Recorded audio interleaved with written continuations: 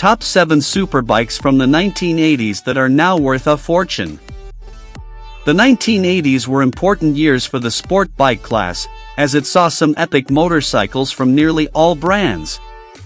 If the sports bikes of the 1980s seem crude by today's standards, they are very much the best of their time and, as a result, are becoming increasingly collectible.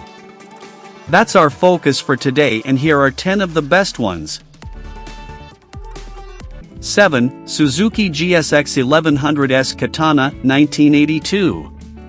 The Suzuki GSX-R750 Katana was nothing out of the ordinary for the time, with a large 1075cc, 111 horsepower, inline 4-cylinder engine.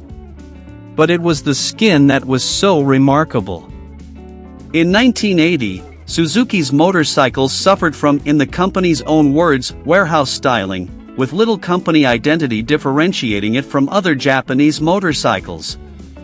Suzuki then turned to Hans Muth, the styling genius behind the BMW R90S, R100RS with its sculpted fairing, and the original R80 GS, which had turned around BMW's fortunes. What Muth came up with for the Katana looked like nothing else in motorcycling at the time. All straight lines and angles, with a rectangular headlight, and a seat that formed part of the overall style, rather than just being an afterthought.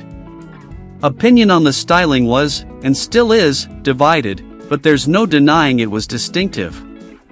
What wasn't in doubt was its performance. It was the fastest 1,000 cubic centimeters production motorcycle cycle world had ever tested to that point. 6. Kawasaki GPZ 750 Turbo, 1984. Sports motorcycle design is largely centered around the pursuit of more and more power, and, in the early 1980s, that meant bolting a turbocharger to an existing engine to boost power. And reduced the development costs of an entirely new engine, of course. Kawasaki was behind its Japanese rivals in bringing a turbo bike to the public, but this delay served it well. By mounting the turbo in front of the 738 cubic centimeters, 4-cylinder engine, close to the exhaust ports, turbo lag was kept to a minimum and a power output of 112 horsepower was excellent for the time, giving the GPZ 750 turbo performance on par with its own GPZ 1100.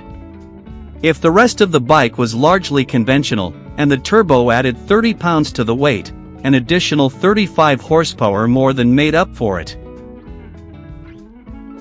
5. Suzuki GSX-R750, 1985. Perhaps the most obvious entry in this list, the Suzuki GSX-R750 was arguably the motorcycle that set the template for every sports bike to come. It was one of the first road bikes to utilize an aluminum beam frame, giving unprecedented chassis stiffness, essential for good handling. This is something Japanese motorcycles had not always been known for at the time. The fairing and bodywork design was distinctive and efficient, but it was the engine that was the real talking point.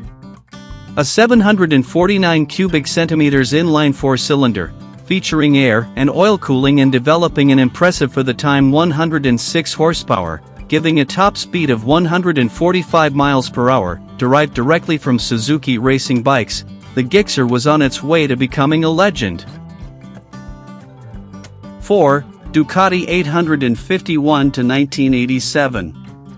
By the 1980s, Ducati was in financial trouble, while its range of V-twin-engine motorcycles was losing out in the performance stakes to the Japanese manufacturers. A buyout by Cagiva gave the injection of cash Ducati needed to completely revamp its model lineup, and the first point of order was to get more power out of the engine. New 4-valve Desmodromic cylinder heads were designed, along with liquid cooling for the whole engine, and this bumped power output to 93 horsepower. The resulting 851 model began the turnaround in Ducati's fortunes, helped by Raymond Roche winning the 1990 World Superbike Championship on one, kicking off a decade of dominance of the series by Ducati. The 851 set the template for every Ducati superbike from that moment on, with its powerful, fast, and utterly beautiful character.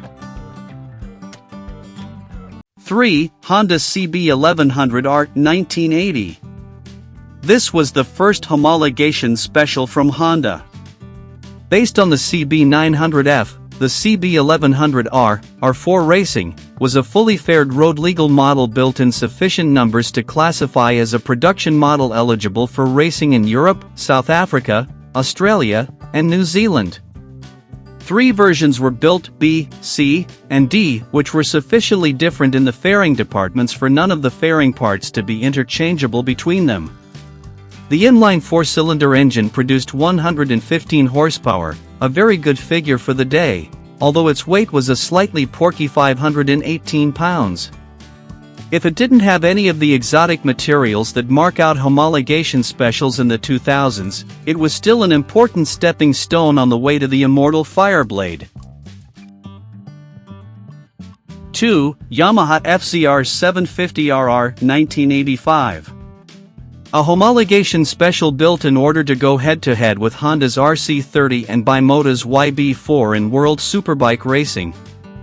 1,000 FZR 750RRs were built and, if they cost a fortune at the time, it was a price many teams were prepared to pay for a ready-to-race sports bike. If it has lights and mirrors, these are merely there as window dressing. Remove the lights and mirrors, fit the optional race kit, and you have a bike that can compete against the best in the world. Fitted with Yamaha ZXUP, exhaust ultimate power valve, the torque curve was remarkably flat for an engine tuned for top-end power and torque, while the chassis was optimized to be stiff and quick steering.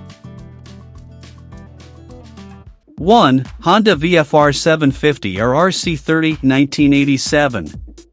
Once the World Superbike Championship was inaugurated, the manufacturers saw an opportunity to properly use racing to promote their road-going bikes in a way that Grand Prix racing never could. There was a series that raced bikes just like the ones you could buy in a showroom. Honda, never a company to do things by half, built the RC30 as a homologation special for the series, and only 3,000 were ever built.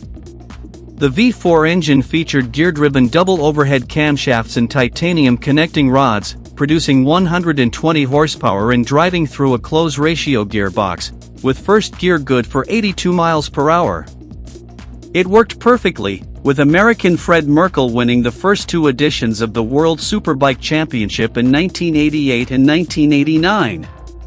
Rare and expensive when new, it is even rarer and more expensive today, if you can find one.